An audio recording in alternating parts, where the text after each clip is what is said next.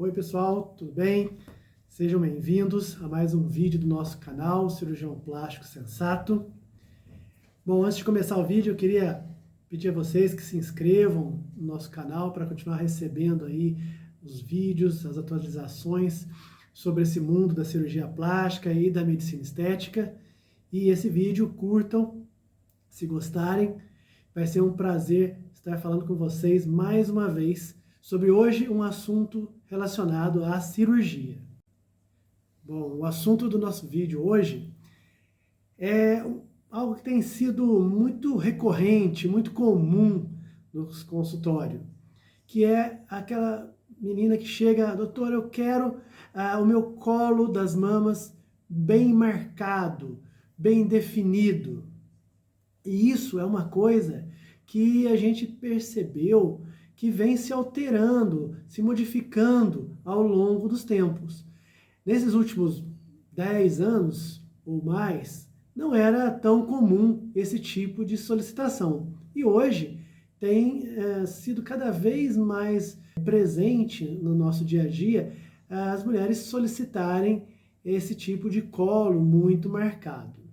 E nesse vídeo nós vamos discutir um pouquinho sobre o que é isso, por que disso vem acontecendo e se é para todo mundo, se é possível fazer esse tipo de marcação do colo em todos os casos. Eu acho que, primeiramente, a gente tem que pensar o seguinte, essa marcação excessiva das mamas não é algo natural, vocês entendem? Isso era feito anteriormente com a utilização do sutiã, que tornava as mamas um pouco mais juntas, um pouco mais altas, marcando a região do colo.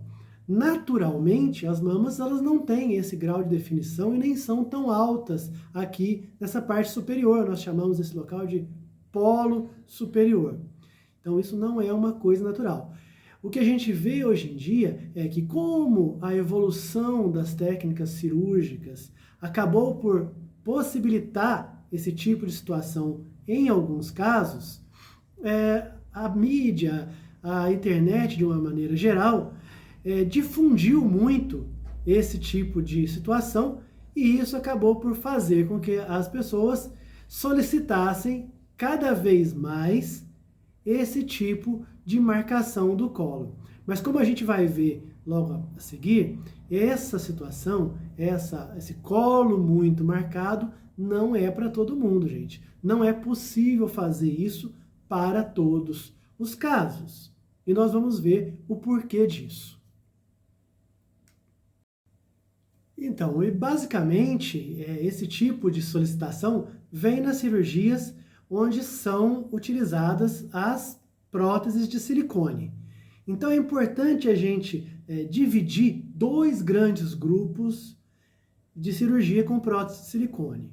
Uma é a cirurgia de aumento mamário, a mastoplastia de aumento. E a outra é a mastopexia com prótese. Ambas utilizam a prótese de silicone. Só que uma não há manipulação da pele, não há retirada de pele, e na mastopexia existe essa retirada de pele. São cirurgias, gente, completamente diferentes, apesar de ambas utilizarem a prótese de silicone.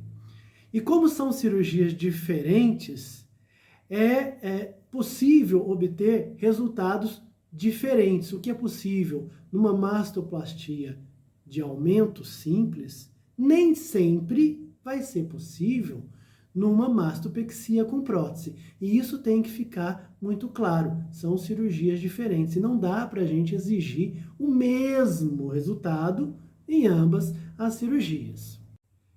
Então, gente, quando a gente está falando de uma cirurgia de mastopexia, principalmente, tá? Na verdade, vale para as duas, mas isso fica muito mais importante na mastopexia. Então, vamos focar nela. Existem alguns fatores que dizem para a gente se vai ser possível ou não a presença desse colo marcado. E eu acho que o fator mais importante na determinação dessa possibilidade é a quantidade de tecido mamário, principalmente nesta região superior do tórax, no polo superior. Quando você tem uma mulher que tem pouco tecido mamário, ou esse tecido mamário ele é mais gorduroso, tem uma predominância de tecido gorduroso ao invés de glândula, nós vamos ter uma facilidade maior de quando a prótese for colocada, ela ficar mais marcada, mais aparente. Do outro lado, quando nós temos um tecido mamário mais denso, mais glandular e principalmente em maior quantidade, já não vai ser possível uma marcação tão grande, visto que esse tecido vai meio que esconder as bordas, os limites da prótese. Por isso, quem tem tecido mamário mais espesso não vai conseguir obter aquele colo marcado. Uma outra coisa que determina também essa possibilidade é de que maneira que a mama da paciente se prende ao tórax. A gente chama isso de implantação das mamas. Existem mulheres que têm as mamas naturalmente implantadas mais baixo. E nesses casos, quando nós fazemos a cirurgia, vai ter aquela impressão de que a mama está mais baixa. Algumas chegam a falar, minha mama está caída, e a gente vai olhar, não está caída. Ela simplesmente é presa ao tórax numa posição mais baixa. Naturalmente, é a constituição física de cada pessoa. E muitas vezes não é possível alterar isso. Tem gente que até tenta, existem algumas técnicas que buscam isso, mas não é uma coisa muito simples de se fazer e nem sempre possível de se fazer. Outro fator, mais um fator que influencia nessa marcação, o biotipo. Pessoas mais longilíneas, aquele tórax mais estreito, geralmente mulheres mais altas, fica um pouco mais fácil da gente conseguir a marcação no polo superior. Pelo contrário, em mulheres de tórax mais largo, com mamas um pouco mais espalhadas, isso fica mais difícil de se obter. Então vocês estão percebendo que não é uma questão de eu quero o colo marcado ou não quero. É uma questão de é possível no meu caso obter esse colo? Isso é um fator importantíssimo. E um último fator que eu vejo como importante é quando a mulher quer operar, quer um colo marcado e ela está acima do peso. Não vai ter jeito, gente. Quando se está acima de peso, lembra que eu falei que a espessura do tecido nas mamas, quando ela é muito grande, ela esconde a prótese, ela impede a percepção do contorno da prótese.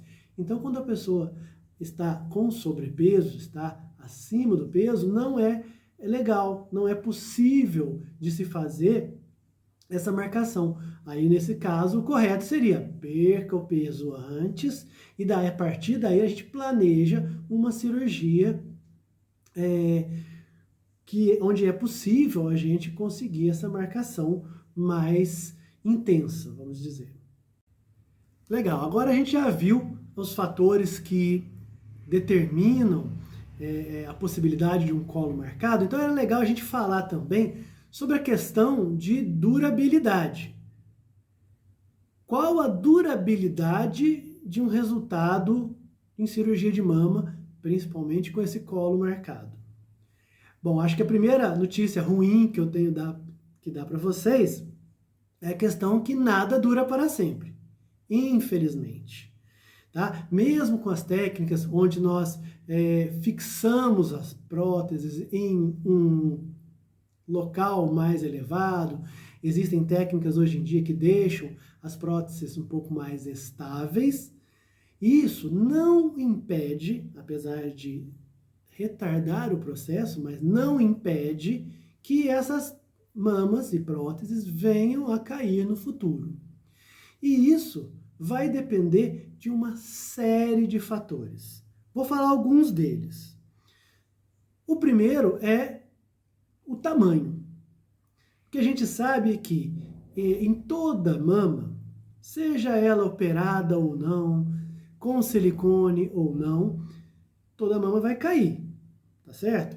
Mas as mamas grandes e, portanto, mais pesadas vão cair mais rápido do que aquelas mamas menores e mais leves.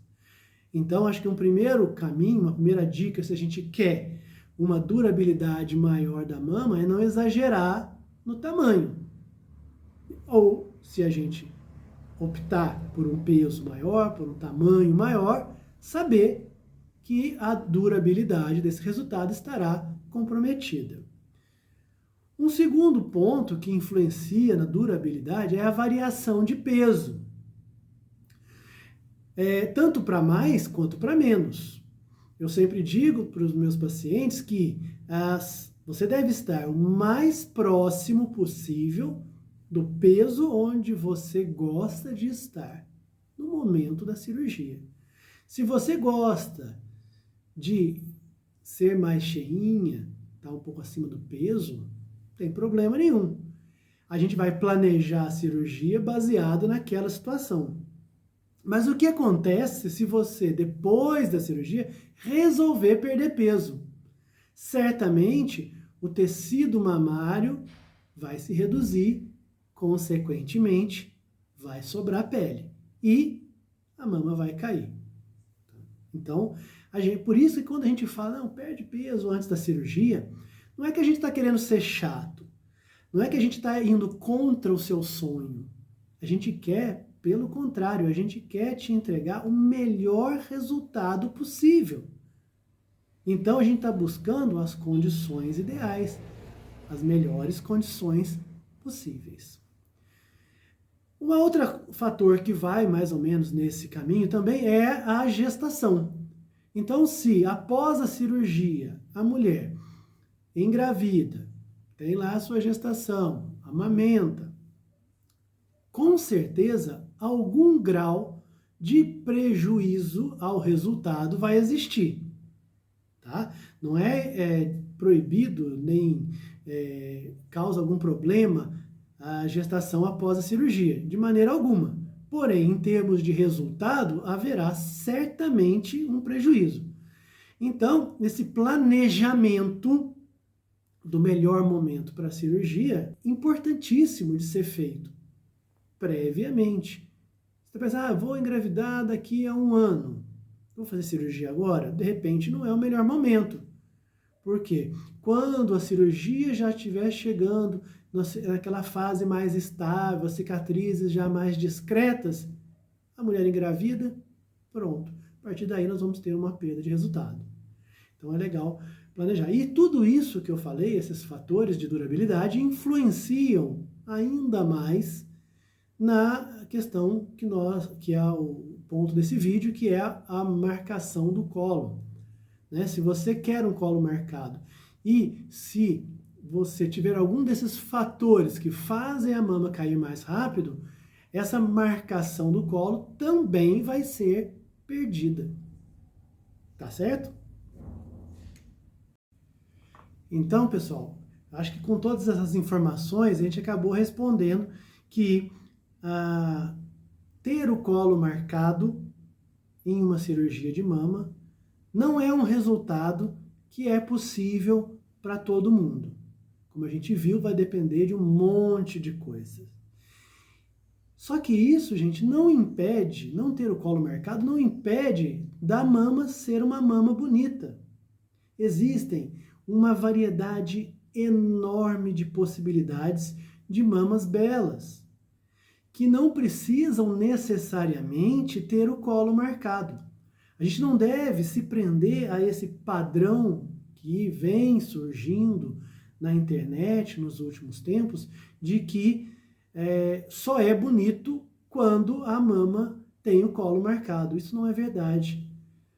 As mulheres podem ter mamas muito bonitas, muito belas, nas suas mais variadas formas, tamanhos, implantações, mamas mais gordurosas, mamas mais glandulares. É possível que a mama seja bonita em qualquer situação. Então, a cirurgia pode e vai ajudar muito no resgate da autoestima, no alívio no peso, melhora muito, melhora cair melhor das roupas. Tudo isso é verdade, mas a gente não deve ficar preso em padrões impostos por uma mídia. Tá joia, gente? Eu acho que é isso que eu queria passar para vocês, para ver se a gente conseguir explicar um pouquinho desse assunto que está sendo tão requisitado e que traz tantas dúvidas no consultório, no dia a dia. Se vocês tiverem alguma dúvida ainda, pode deixar aqui nos comentários, a gente vai respondendo. E eu acho que é isso, o recado que a gente tinha que passar hoje. E um abraço e até o próximo vídeo para vocês.